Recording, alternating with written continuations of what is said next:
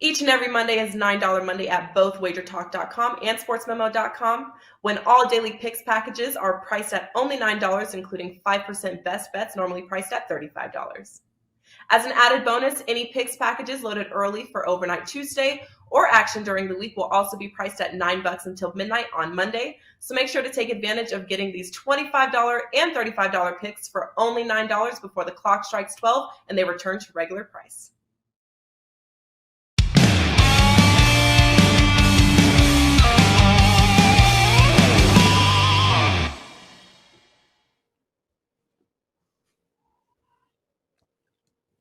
We are live on Monday, March the 14th, and it is WagerTalk Today. And Teddy, it's the quiet before the storm. The selections have been made, but Monday, kind of a quiet day with the NCAA. Tuesday picks up a little bit Wednesday, then Thursday, full throttle. I think Thursday and Friday, the two best days, in my opinion, in all of sports. I just love March Madness. And exactly 3 weeks from tonight, Teddy covers be cutting down the nets as we speak right after this show. So we're not too far away, but let's enjoy it while it's still here. A lot of college basketball this week, of course, here on Wager Talk Today. We're live every Monday through Friday, noon Eastern, 9 a.m. Pacific, but more importantly, archived 24/7 on Wager Talk TV. And don't forget to check out Wager Talk podcast version on your favorite podcast app this week when you're driving around and trying to fill out those brackets in your head or at your desk. Podcast Wager Talk Today as well. Teddy, college basketball every show. We're going to have Bryan Leonard on a little bit later. We're going to look at a couple plays for both the play-in games. First four. Let me correct myself. They said yesterday these teams have already made the tournament. 60 teams get a bye. 8 of them don't. So it's the first 4 games on Tuesday and Wednesday. Bryan Leonard's going to give us selections in the game on both Tuesday and Wednesday. I know you've got a play loaded already for one of those for $9 Monday. And don't forget, normally it's $25, but you can get Teddy's top best bet for one of the play-in first 4 games for just $9 because it's $9 Monday for Teddy covers, Steve Merril, everybody, including Skee Profit is going to look at some NBA here in a moment. Also, Adam Trigger, who's going to look at 2 more tournament games for us. Loaded show. Teddy, you got a big game breakdown in between Nuggets, Sixers. But before we get to all of that, I want to know what you learned this past weekend, your thoughts on the NCAA committee's selection process, teams that got in, maybe some teams that got out. What did you learn? Oh my gosh, the whining from the team that didn't get in, Steve. Wham, wham, wham. Michigan stole my bid. Richmond stole my bid. Indiana stole my bid. Wyoming stole my bid. Notre Dame stole my bid. Rutgers stole. Shut up, okay? Richmond earned a bid by winning their tournament. You could have done that. You didn't. Michigan earned their bid by beating Purdue and Iowa and Rutgers and Michigan State and Ohio State. And okay, I get it. It's indefensible. But it doesn't matter, okay? You know, maybe Michigan didn't earn the bid as much as another school did, but it doesn't matter. Oklahoma, sorry. Texas A&M, I'm ready to fade you in the NIT. Dayton, thanks, but no thanks. Xavier, BYU, Wake Forest, shut up. Okay, here's the SMU quote. This is what matters about these jilted teams. You look for quotes like this one from SMU. Quote, this is from Jankovic, the head coach. I saw a group of guys completely devastated and heartbroken. My heart totally goes out to them. There's no magic words you can say when someone is as hurt as they were. In my eyes, they're 100% an NCAA tournament team. I hope they don't let what a small committee of others believes change how they feel about themselves. I know that doesn't bring them the opportunity to play in March Madness, but there are many things in life that are incredibly unfair. This will happen. That is as strong a bet against quote from SMU as they're going to find, okay?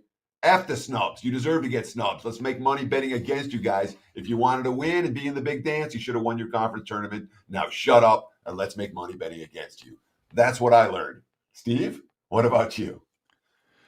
Yeah, it's funny that the older I've gotten, the wiser I've gotten. I don't care as much about those left out teams. I used to think, oh, that team really deserved to be in, or this team shouldn't have gotten in. I've come to realize, like you said, I mean, it's like we talked about with must-win games. You know, we do in the NFL final couple weeks or the last few weeks here. If you're good enough to win when you had to win, you wouldn't be in must-win situations in the first time. And Oklahoma was the second or third team out. I don't have the record in front of me. What were they, like 16 and 13 or something? I mean, it's like, you know, it's hard to say a team like that really deserves or, you know, had a strong argument. But one thing I will say, Teddy, the first 4 in, we see this year after year.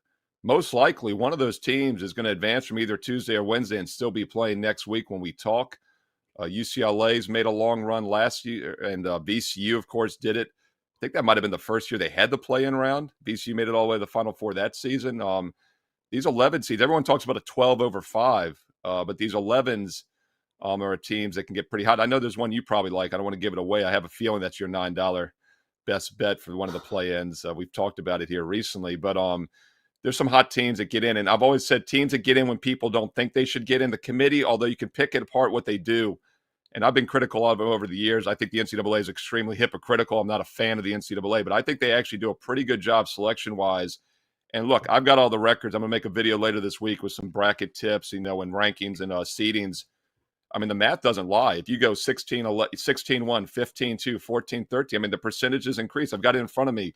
1%, 6%, 15, 21, 35, 37, 40, 51% for 9 seeds over 8s. That's the only one in which the lower seed has won over the last, 36 years now, since 1985. So the committee gets it right. And normally teams that get in that people don't think should get in often do quite well. I think if you blindly played on those teams over the years, you've probably made money. So I haven't looked at a bracket yet, and I'm intentionally not looking at brackets. I don't want to look at brackets. I don't want to think about 5 seeds and 4 seeds and 13 seeds and what the committee thinks of teams. Right. I could care less. I'll fill out my brackets. I'll do that probably on Wednesday, after the plays are up and after we've thought about the point spreads. But let me make this super clear for everyone out there. Brackets are for amateurs. Brackets are for recreational bettors, okay? If you're serious about this, you don't worry about the bracket. You're looking at the point spreads. That's what matters. So there's my Monday morning lecture. There you go.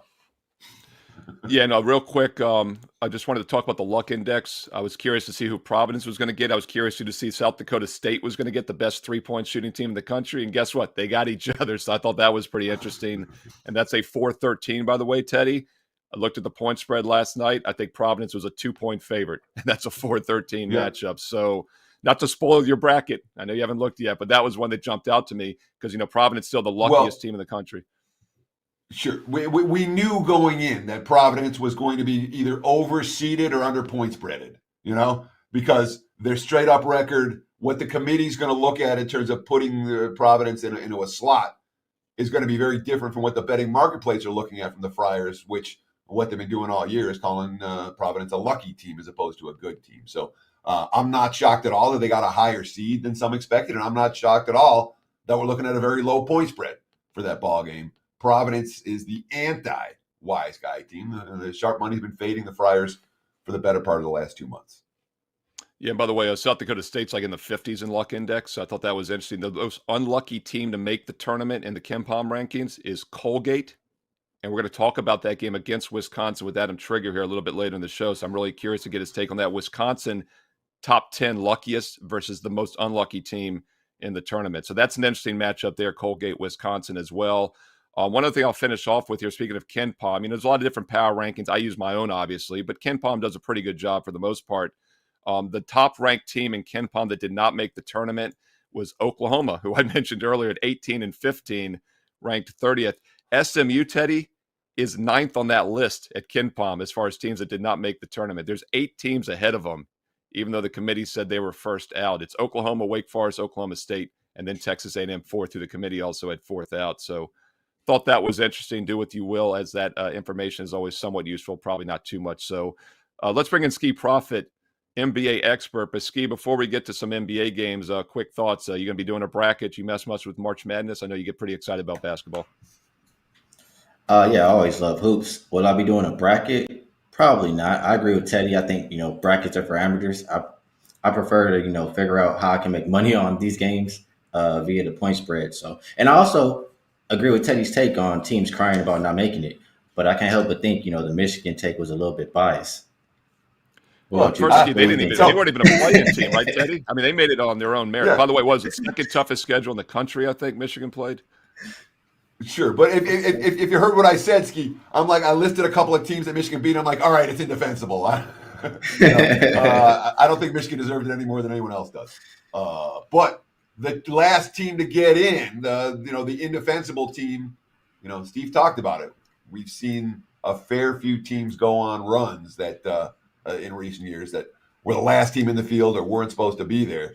Sometimes that disrespect angle can pay off very well. over the course of the next couple of weeks in March Madness. Yeah, it's Skee. I was going to say, I know you focus on the NBA, and I think, I said it's quiet time, right? And I joked about that on the NBA TV show last week because I really do kind of feel like this is quiet time for the NBA the next couple of weeks, and you can maybe slide in, get some value under the radar. Books are going to be very, very heavy focused on NCAA Thursday and Friday. By the way, NBA tip-off, 4:15 Eastern, every weekday, Monday through Friday. We will not have a show Thursday. There's only one NBA game on the board Thursday, guys. So no show Thursday, but we got like it's Detroit, Orlando. Tony Mejia will be able to spread out all across the front row of that game without a problem. 12 games Wednesday, 12 games Fridays, and I think we have 9 tonight. So there's a lot of NBA action this week. Skee, I think there'll be some great opportunities. Let's start with the game tonight. Wizards and Warriors. What's your take on this one? Golden State, Washington. Well, I have to mention it. It's not a prop that is up and available just yet, but it will be as soon as the books, stop being scary. I don't think the Warriors didn't play yesterday. They don't play tomorrow, so I'm not sure why the prop isn't up. But I'm targeting, I'm looking at Jordan Poole. He's been balling the last few games. He's averaging 20 points per game post All-Star break. His last 6 games, I know he's cleared 20 points in each of them. So if his prop is less than 20, I want in on his points. And also, if we're not looking at points, if his 3-point prop continues to be 2.5, he's been cashing that. He's shooting 47.6% from 3 post All-Star on 7.2 attempts, and he's making about 3.5 threes per game. So I bet it last game. I'll be looking at him again today, and just a couple more stats on that. Post All-Star break for the Wizards, they're the 22nd 3-point defense, and as far as last 5 games, they're allowing 119.5 points per game. So I think there's a lot of points to be had, and I want to be playing on Jordan Poole tonight. So Jordan Poole, of course, who will live forever in Michigan lore, hitting the 3-pointer to knock off Houston in March Madness. We won't forget Jordan Poole, man. But here's my question, Skee. All right. To me, this one it couldn't be any more obvious. All right. It's like, here's a guy who's clearly getting the playing time, getting the shot opportunities, playing good basketball. It's like, it feels like the book should have made a bigger adjustment on Jordan Poole than they already have. Is this fairly typical? Are the books that slow to adjust on guys that are, kicking ass and taking names, that are in great current form and consistently going over? Talk about the sports books themselves and their ability to adjust or inability to adjust player props like this one. Yeah, they are slow to adjust sometimes. And, maybe in a week like this, books are more focused on college basketball than NBA, or around this time in general. But they will adjust these player props like SGA. I was playing him until they moved it. They made him all the way up to 30. I played McCollum all the way from 20 points up to 25.5. So they do it. It's just a little bit slower than, maybe when a team is winning on a point spread. So for this one today, I think maybe they will make an adjustment. That's probably why we don't see him on the board just yet. They're scared to put a number out there, and they'll probably put it higher than what it has been. And keep in mind, Golden State coming off a big underdog win against the Milwaukee Bucks, a primetime Saturday night national TV game, and now they're laying 12.5 in this game. But the Wizards aren't exactly trustworthy. Beat up on some teams at home. They're now 0-3 straight up ATS on this current West Coast road trip, the 4th and final game, before heading home for one game against the Nuggets in a couple nights. So interesting spot here. Golden State, by the way, opened 12 up to 12.5, total 225 up to 225.5. Speaking of totals, Skee, I got to ask you about this next game. Very well could be the overtime segment for that NBA show that I talked about at 4:15 Eastern today on Monday. It's the biggest total on the board. They opened the T-Wolves and Spurs at 237.5, and obviously it wasn't high enough because now it's up to 240 already. We've talked about this a few times. The single best bet in the NBA this season has been Minnesota overs on the road. It's just been money in the bank. Now 26-9 to the over on the road.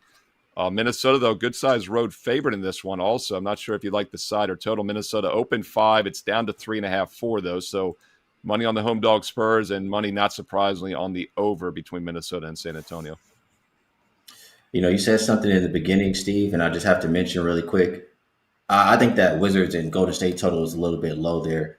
Steve Kerr said during their last game or the game before that they have to play fast right now in order to play good. So I think, they can get up and over that number. As far as this one tonight with Minnesota and San Antonio, I agree. I have the number here. I think they're 26-9 to the over so far on the road. Spurs 18-14 to the over at the house.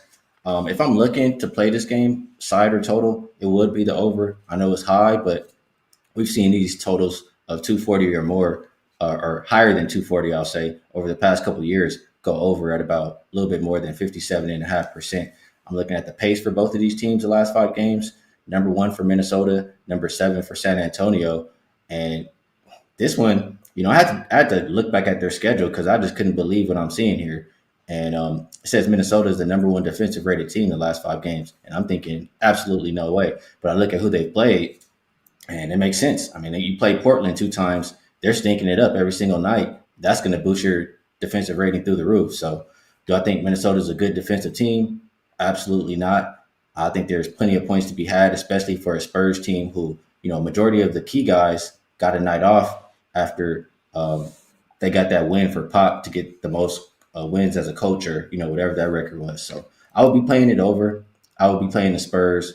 But what I picked out for tonight is DeJounte Murray over his 23.5 points. He's averaging 26.2 points per game post All-Star break. You have Minnesota. The last 30 days to point guards, they're allowing a little bit under 26 points per game. Pat Beverly, the only person who's going to even try to play some defense for the Timberwolves, is game time decision tonight. If the Spurs are going to have success, if this game gets up and over, I think Murray is a big part of it. So I like him over 23.5 points. So I got to ask you, Skee, because you talked about how they played Portland twice, Minnesota, in terms of the number 1 NBA defensive ranking over the last 5 games. The last time out, they didn't play Portland. They played Miami, and they shut them down. Chris Finch, after the game, quote, "We competed well everywhere. Everybody gave us a lift. Defensively, I thought we were outstanding all game long." Is this Minnesota defense capable? Because I'm looking at the T-Wolves defensively going, this is an undervalued commodity in the betting markets right now. They're stepping it up defensively. They have a head coach from Toronto with a defensive mindset, and they don't bring it every game, but they're starting to bring it. They're starting to bring it a lot more than they were. Is Minnesota perhaps a sneaky under team moving forward, or not necessarily? This might just be a blip on the radar. Sneaky, maybe. Only because, their numbers are going to be so high because of how their defense has been majority of the season. As far as that Heat game, off the top of my head, I would say I think the Heat were either on a back-to-back or they had another opponent that they were they were more focused on. So I think that's the reason for the Heat, or them being able to hold the Heat down in that game. I'm a big believer in rest advantage this season. So to answer your question, to sum it up, could it be sneaky under? Maybe, just because the number is, so high now. But do I believe in their defense? Absolutely not. So only way for me to go is up and over. Yeah, and Skee, I believe Miami was coming off the blowout loss to Phoenix, correct? A day or two There we before go. that. So maybe there's a little bit of a hangover there too. And yeah, you're talking about this schedule strength. I mean, Minnesota's held 3 of their last 4 opponents to 41% or less, but it was Portland, Oklahoma City, and Orlando, and then Miami is actually one they did hold. So yeah, I mean, it's just not a murderer's row of offense there. But they have gone under now 2 straight on the road. So it was 26-7, now it's 26-9 to the over. Interesting matchup, San Antonio, Minnesota. T-Wolves a slight road favorite, the line dropping, total rising now up to 240.5. Whew. Don't forget, we'll hear more about this game most likely in the overtime segment on NBA Tip-Off at 4:15 Eastern. Skee, you'll be on tomorrow with one of the craziest lineups in TV history. Rob Vino, Tony Finn, Skee Profit, and Joe Ranieri for Tuesday's show. That is a mishmash of all types of personalities. And Skee, what else you got going on for $9 Monday at WagerTalk.com? Yeah, I love it. It's a show I always enjoy doing. I enjoy doing this show as well. As far as tonight, I have already made 4 plays in the association. It's no secret. I'm a high volume bettor, so don't be surprised if you see more throughout the day. Since November 5th, I have 331 wins, 257 losses. That's about 56.3% on 588 plays. So didn't have the greatest week last week. We'll look to turn it around and get back on track this week. Yeah, and Skee, of course, does put up a lot of selections. When he sees value, he loads them, and that's another reason, Teddy, as you know, it's such a great idea to buy a direct subscription. I mean, $9 Monday's a great daily price, right? But normally it's $25 a play, $35 for a 5%er. Why not get a direct subscription? We got discounted prices for college and pro combined for the rest of the season. We've also discounted the 3-day to $59. A 7-day is only $99. Great week to get a 7-day. You're getting tonight through Sunday. Now you're getting the first 2.5 rounds of the NCAA tournament all the way through till the Sweet 16 is ready. So it's a pretty good week to maybe take advantage of that $99 7-day at WagerTalk.com. Teddy, give us 30 seconds. Get your voice work. Get your prep ready. Come back. Give me some NBA big game breakdown. Nuggets and Sixers in 30 seconds. Each and every Monday is $9 Monday at both WagerTalk.com and SportsMemo.com, when all daily picks packages are priced at only $9, including 5% best bets, normally priced at $35. As an added bonus, any picks packages loaded early for overnight Tuesday or action during the week will also be priced at $9 until midnight on Monday. So make sure to take advantage of getting these $25 and $35 picks for only $9 before the clock strikes 12 and they return to regular price.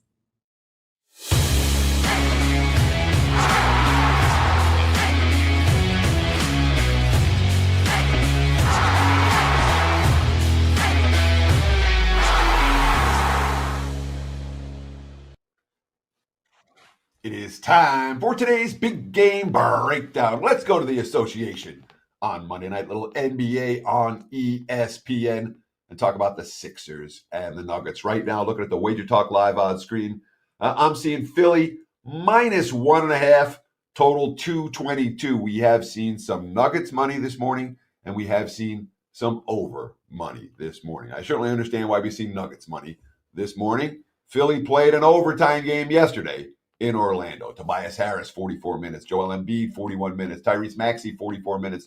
James Harden, 44 minutes. And they got the overtime win at Orlando. The intensity was there, 32 of 37 from the free throw line. Only 8 turnovers. It's not like they weren't focused. Just a night where they weren't hitting shots. They still hit 14 threes, 38% from beyond the arc. But it wasn't a great shooting night yesterday for Philadelphia. But the intensity was there. They were down by 17 in the first half. They were down by 10 in the fourth quarter. They were down by 4 with 1.5 minutes left in OT. You know, Jordan Yang, quote, "This was a big win for us." I know people are like, oh, it's the Orlando Magic, but they just beat the T-Wolves the other night, and the T-Wolves came back and beat the Heat. You know, that should tell you something about the NBA. Doc Rivers, after the game, talking about the second of back-to-backs with all these guys who played major minutes. Remember, it's not about the number 1 overall seed or home court edge. You don't have to play back-to-backs in the playoffs. For Philly, their goal is staying healthy and being fresh and playing their best basketball in May and June. So what did Doc Rivers say about who's going to be playing, who's going to be sitting tonight? Quote, "We have a game plan. We're not going to share it, but we do have a game plan." What does that tell us? That tells us to expect surprises from Philadelphia. And even if we don't expect surprises, the Nuggets may well be bet on anyway, even if the Sixers put everyone in the lineup here. You know, Denver's 0-4 ATS their last 4. There's no betting bandwagon for the Nuggets right now. They were favored in every one of those games. The last 2, they lost in straight-up fashion, including a 127-115 loss to Toronto on Saturday. Here's the quote. You know, they're out-rebounded by margin in that game. Mike Malone, quote, "I thought we were soft tonight, and I thought we were really careless." You know, Nikola Jokic, "That's unacceptable. They had more offensive rebounds than defensive, it seemed like. We just need to do a better job." So there's focus for Denver. Oh, that 0-4 ATS run, their last 4 is a favorite. Their last 4 tries in this role as underdogs, 4-0 against the spread. Off back-to-back losses to the Warriors and Raptors. The focus will be there. Give me Denver at the plus price. I don't know if it'll be this way by tip-off, but it's this way right now. Give me the Nuggets plus the points. I think they knock off the Sixers in Philly this evening. And there's your big game breakdown. Teddy, if you were on the show today, that would be "That's My Dog." That's my dog, which is my favorite segment on the NBA show. A live dog indeed, the Denver Nuggets. And speaking of dogs, you know, I faded Philly about a week ago with Cleveland. Could have won that game outright. They barely covered down the stretch. But it was interesting going into that game. Everybody had already handed Philadelphia in their new lineup the NBA championship, I think, after the 4-0 straight-up ATS run. As you said, they've gone 1-4 ATS since then, since they became the best thing since sliced bread. So interesting game tonight. I think it's a pretty good game, actually. And once again, Teddy leans towards the dog. Denver Nuggets for big game breakdown. let's get back to some more college hoops. Let's start looking at the tournament. We've talked about the general theme of the tournament. Now we're going to dig into some actual games with one of the best college basketball cappers at WagerTalk.com, and that is Adam Trigger. And Adam, before we get to a couple selections here for the tournament, I want to get your general thoughts overall on Selection Sunday. Teddy and I talked about some teams that made it, didn't make it. Your overall thoughts, and do you fill out a bracket as well? No, I don't fill one out. I don't even look at the bracket. Wow, no bracket guys. Yeah. Yeah. Sometimes I will like scramble like on a Thursday morning when someone like guilts me into doing it, or there's like, and I'll throw one together and then I throw it in the trash. And then like I'll ask whoever's running the pool, like Final Four weekend, like I'll look at the standings and see if I have a shot. Cause I just don't, I've done it in the past and I find that I don't want to like get to a scenario where I want to make a bet because my bracket has something in it. So that's why I don't do it. Yeah, and by the way, I am planning on posting my bracket for everybody at WagerTalk.com. So glad to see there's not a lot of competition this week. That's a good thing, not a bad thing. I don't look at the brackets as far as contests and stuff. I don't waste a lot of time with that either. But there's been a huge demand over the years from the clients, so I do like to at least give them that. So we'll have more information at WagerTalk.com. Might have it up here for $9 Monday. So stay tuned, Steve Merril. No, Steve, I got to ask you,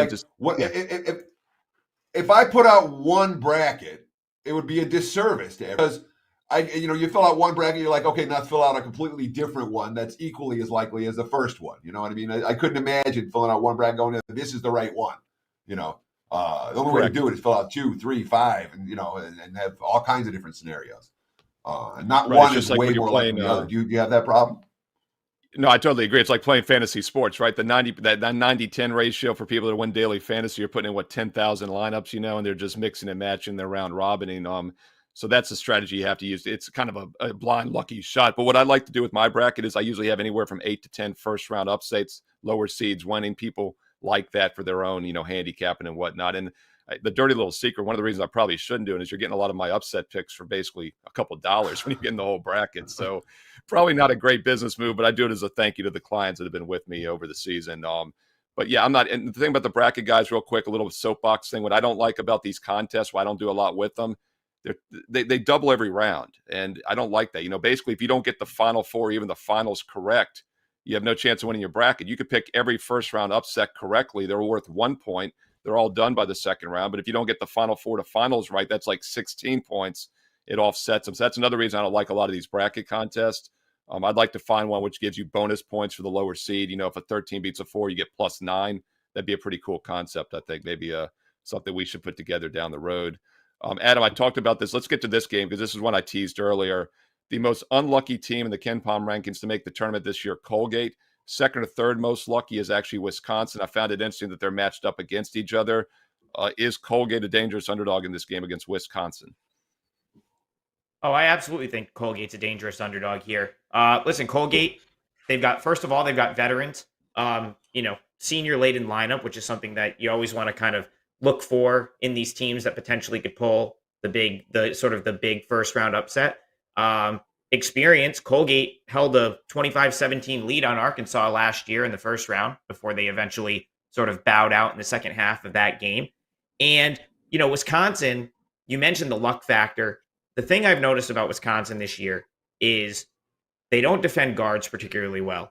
And if they don't get like a monster effort from Johnny Davis, they tend to lose, or they tend to need a big play at the end of a game to win a game. So I don't know how much of it is luck. I'll tip my cap to Wisconsin. They always seem to come up with that big play. If you look back this year, there's a number of games. Maryland comes to mind. There was a game, I think it was Northwestern, Penn State, lesser teams in the Big Ten that they easily could have lost to, where they just made that one play at the end of the game that got them the win. But here we're not talking about them winning or losing. We're talking about Colgate staying within the number. I think Colgate could win this game, but I really think that they are going to give Wisconsin everything they can handle. So you're getting 7.5 points here with Colgate. I think that's a good bet. So I want to ask you, Adam, what we see in the very first round, not the play-in round, and it is the play-in round. You can call it whatever you want, Steve. It's the play-in games in the NCAA tournament. I do call it. In that first round, the craziness of Thursday and Friday, it feels like all the pundits are looking at dogs, all the bettors are looking at dogs, all the touts are looking at dogs, and the underdogs in that first round are an overvalued commodity. If you bet every favorite in the first round, you make money. No one's talking about this favorite's going to smash, that favorite's going to smash. We're all talking about this dog's live to pull an upset, and that's a lot of dogs live to pull an upset. Do you look for chalk in the first round, or is it all dogs all the time? Because I love to bet these favorites early on, even in games like this one. Teddy, you nailed it. It's like the biggest conundrum in sports betting because typically underdogs have the value. The lines are going to be shaded to sort of bait the public into betting a favorite. That's why I typically am on underdogs. In the NCAA tournament, it's tough because there's bettors that want to be fading favorites, but it's difficult to find the right number oftentimes because the bookmakers have smartened up to this and they're shading the line. They're shading the lines to where you kind of have to play a dog at what really isn't the sort of ideal number. So it really makes it challenging. It's why I haven't put up anything yet, and it's why I'll sort of let the market develop a little bit before making a lot of these bets. In this particular scenario, I think Colgate could actually win this game. Now, I haven't bet it yet personally, and it's because I want to sort of see how the market materializes. But this is one matchup where they shoot the three ball so well. Colgate's second in the country shooting the three. Wisconsin really doesn't defend guards well. So I think this matchup's really, really strong for Colgate. And you're giving me 7.5 points. I think this is one where, okay, I could get down with that number. I know it was 8.5, 8 at one point in time. But yeah, you make an unbelievable, that is like such a good point. It's something I talk about every year. This is the one time of the year where the betting public's going to come in on the dogs. And there is probably more value out there in favorites in the first, couple rounds of the tournament. It makes it sort of a minefield, and you have to kind of pick your spots. And don't forget, Adam will be on in about an hour talking more college hoops here on the College Basketball Show with Joe Ranieri. And late lineup change as of about 5 minutes ago. I'm swapping with Tony Mejia, so I'll be on with you today, Adam. And Tony will be on my spot tomorrow and Tuesday. So a little mixed match. And we're going to talk about both of the Tuesday play-in games. So we're going to give you selections on both of those games. Also an NIT game for tomorrow and Tuesday. So be sure to check out that here at 1:45 Eastern on WagerTalk TV. And, of course, archived 24/7 here on all the podcast apps as well. Adam, another situation where we have a team that lost, a high-ranked team. Texas Tech lost their championship game, now playing a team that had to win to get in. By the way, Colgate and Montana State, very similar in my power rating, so it's interesting that we're transitioning to the Big Sky champ. But what jumps out to me about Texas Tech, not only do they play slow normally, that's always a style I like in the tournament, overtime away from the national title 2 tournaments ago. I was going to say 2 years ago, but it's technically 2 tournaments ago because 2020. So I'm going to say years all week, guys, but it's 2 tournaments ago.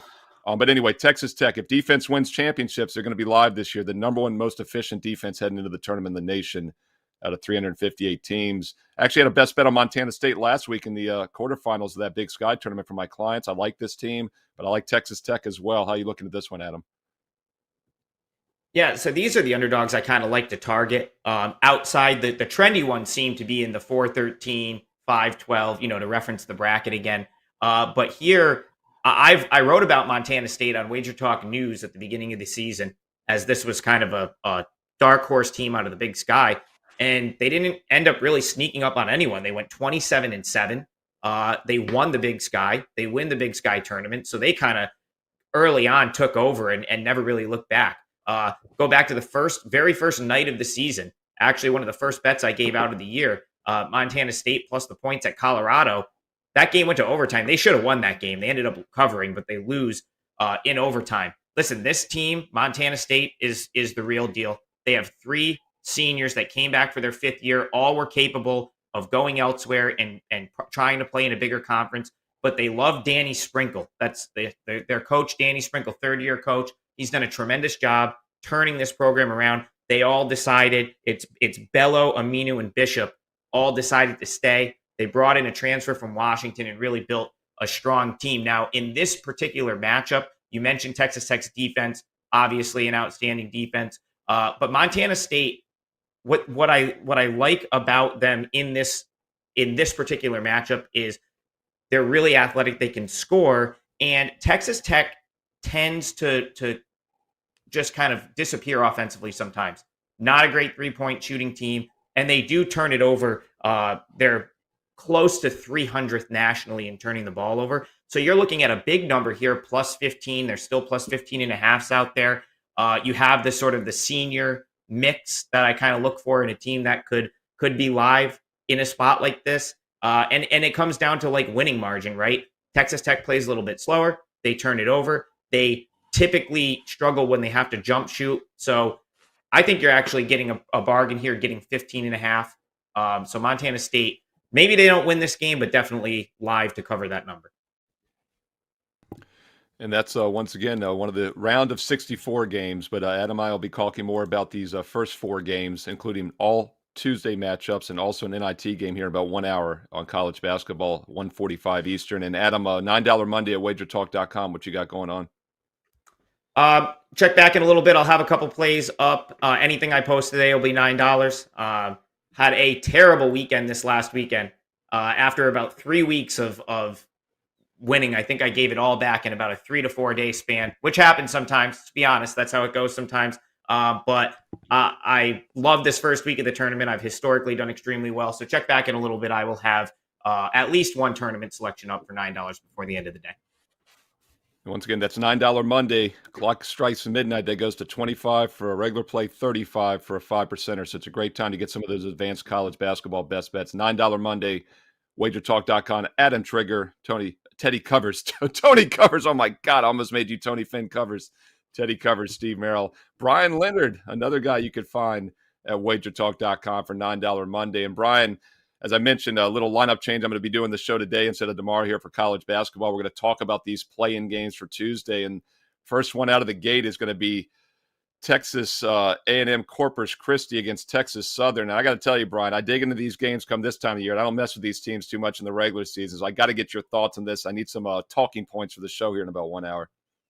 Yeah, Teddy in the past has talked about how a lot of my success this year has been on these small conference games. And it's something I look forward to. Nobody knows anything about it. Everybody's studying up right now, but we've used a lot of these teams.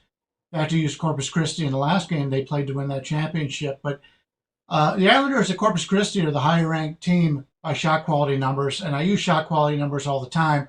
Basically, that tells you if they were to shoot these shots based on their ability all season long, how they would do in these games. So there's been a lot of games. Obviously, there's a lot of regression, a lot of teams that get hot. And so the final score of these games isn't necessarily a true telling of how the game was played. So Corpus Christi is ranking 238th as opposed to the Tigers of Texas Southern at 316th. So we're getting the higher ranked shot quality team catching points. So that's always a good thing to see here. When you take a look at the coin flip games, which are the games that the final score from the shot quality rankings were different than the actual final score of the games, we see the Islanders going 4-2, so they've been a little bit lucky, but the Tigers have been even luckier at 4-1. So Texas Southern is the much better defensive team. They rank 25th in the half court and 45th in transition. But the offensive numbers for this team are terrible. They rank 297th in the half court, 318th in transition. Texas Southern uses the pick and roll play often, but rank 345th in shot quality, points per possession. That's really going to struggle against a team that ranks defending the pick and roll in Corpus Christi. Money's coming in on the Tigers. In fact, I released it at clients at 4. As soon as I released it, it got bet down to 3.5, but it opened at 3. So money has been coming in on the favorite here. I don't agree with it. Corpus Christi's won 7 out of their last 8. In fact, both teams have won 7 out of their last 8. I think this Corpus Christi team is a team that we can bet on here, and I actually think they're going to win this game straight up. So if you're looking for an opening round upset, this would be it. Yeah, sometimes the betting marketplace makes me scratch my head a little bit, because Corpus Christi, they've won 14 times away from home this year when you count away games and neutral site games. They're 20-10 against the spread, a far better point spread team than Texas Southern. They've won 7 of the last 8. They've covered 7 of the last 8 as well, including each of the last 4. Why do you think the Islanders are getting so little respect in the betting markets? And why do you think it feels like people are lining up to bet Texas Southern right here? I don't get it.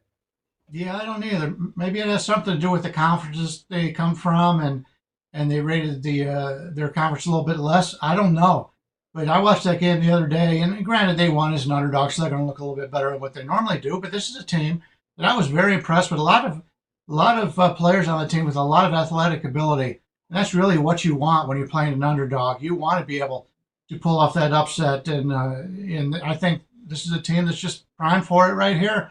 Money coming in against them. They're excited to be there. Maybe that's what it is. They weren't expected to be there. Who knows, pulling the upset in the championship game. But that's not the way I look at it. I look at it from a numbers perspective, and I think they're the better team. Yeah, and Brian, one thing I'm going to mention when I talk about this game in 1 hour on the college basketball show today on Monday is that in these lower level conferences, you often see more fouling, more free throws. They allow a higher percentage of points from free throws. They get more. Big difference in this game. Corpus Christi, 75% from the line. Southern, 67%, which is 319th in the country. So if it comes down to the wire, crispy, Corpus Christi, the underdog, has a nice edge from the free throw line. Let's look at a little bit of a higher profile game on Wednesday with Bryan Leonard from WagerTalk.com. Rutgers, Notre Dame should be a good one. This is the late night game on Wednesday, the final of the first four. Notre Dame, I'm currently seeing as a pretty solid 1-point favorite. How are you looking at this one, Rutgers, Notre Dame? Yeah, this is interesting because coming into the tournament, in fact, once they announced the tournament, saw a lot of the talking heads on ESPN and some of the other sport network talking. They go, Rutgers is the team that's going to win this game. It's a bad matchup bad matchup for the Irish, and all that talk about Rutgers. Everybody's on the same side, and yet the line open pick, and now Notre Dame's -1. The sports bettors are smarter than the guys talking on TV, and they're smarter than a lot of us. So interesting that the line moves against what the guys were talking about on a lot of sports networks. But the Irish rank is a better team in the shot quality numbers, ranking 32nd, while the Scarlet Knights are at 74th. I talk about that coin flip metric that I talked about earlier, teams that deserve to win or not. Notre Dame's 4-6 on the season in those games, so they've been unlucky. Rutgers 7-4. They've been very lucky. I believe they're 7-3 in Big Ten action. So the Scarlet Knights have been the luckier team in that regard. The Irish are by far the better offensive team. They rank 51st in the half court, 63rd in transition. Rutgers only 224th in the offensive half court and 330th in transition. So we got the better offensive team with a chance to get out on the run, and it's something I'm looking for. Rutgers is the deeper team. They've only got 2 players who rank in the 75th percentile in shot quality ranks. Lay the small number here with the Irish. I think it's a situation where I'm really interested in, since the Big Ten is known as a physical conference. Last year, a lot of these teams in the Big Ten really struggled in the first and second round. It'll be interesting to see how it looks this year because the Big Ten refs are used to calling the games a certain way. And now we're finding some Big Ten action here against a Notre Dame team that I think, now that they're not be calling the game as tight as they would in a normal action, I think these Big Ten teams will give up more points in the tournament than they normally do. That's something I take a look at. I like the Irish here. I think the Irish win this game going away. Bryan Leonard, you ranked number 1 at WagerTalk.com in college basketball over the last 3 days. You had a great weekend. You ranked number 2 over the last 7 days in college basketball. And I don't know what the full season numbers are, but I'm pretty confident you're near the top of the leaderboard rankings there as well. It's been a tremendous season in college hoops. Talk about what you have going over at WagerTalk.com today. Yeah, I've been number 2 on the season just about all year long, and I continue to be number 2. And I'm having a really nice tournament so far with the playing games and with all these tournaments coming up. 17-8 run as of late, and I don't have any plays up for Monday, but I do have 2 plays up for Monday when it comes to $9 Monday, and those are the 2 games you just got. So I just saved you $18 by getting our best 2 plays on Tuesday and Wednesday in the big dance. So this is a free call for me today. Everybody gets the plays for free for checking it out, and I'm sure we'll be back to some more winning in college basketball and hockey starting tomorrow. Bryan Leonard just giving it away here. It was $9 Monday. Now it's $0 Monday. Brian giving you some free best bets here on Wager Talk today. Thank you, Brian. WagerTalk.com is where you find Brian, Teddy Covers, and myself. And Teddy, before we get out of here, I got to give you some props. I believe the NBA run now 17-3 the last 2.5 weeks for you. As I said, it's quiet time, and Teddy's been taking advantage of that. 17-3 NBA run continues. I know it might be 18-3 after tonight. Don't tell anyone. Teddy's top NBA best bet, just $9 right now for Monday. And don't forget, I will have a bracket for my clients. Yet another great reason to get that direct subscription. The minute it's loaded, you will get it before anybody else. But I'll also have it available a la carte. So check out Steve Merril, WagerTalk.com as well. That bracket is almost ready to be posted. Teddy, take us home. Sure, that's going to wrap it for the Monday edition. Stay tuned right here on Wager Talk TV for the opening line report at the top of the hour. Drew Martin and myself are going to break down every opening line in the NCAA tournament. We'll talk about what games you want to bet now and what games you want to bet later. NFL opening line report style. We'll do it at the top of the hour. And, of course, we'll be back here on Wager Talk Today tomorrow. Same time, same channel, 9 a.m. here on the left coast, noon for you back east with Mr. Merril and myself breaking down the world of all sports betting. So between now and tomorrow's show, enjoy the games and good luck. Cheers.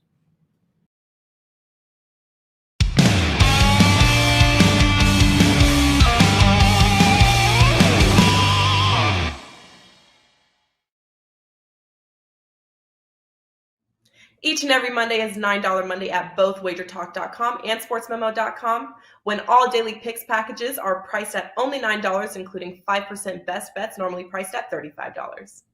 As an added bonus, any picks packages loaded early for overnight Tuesday or action during the week will also be priced at $9 until midnight on Monday. So make sure to take advantage of getting these $25 and $35 picks for only $9 before the clock strikes 12 and they return to regular price.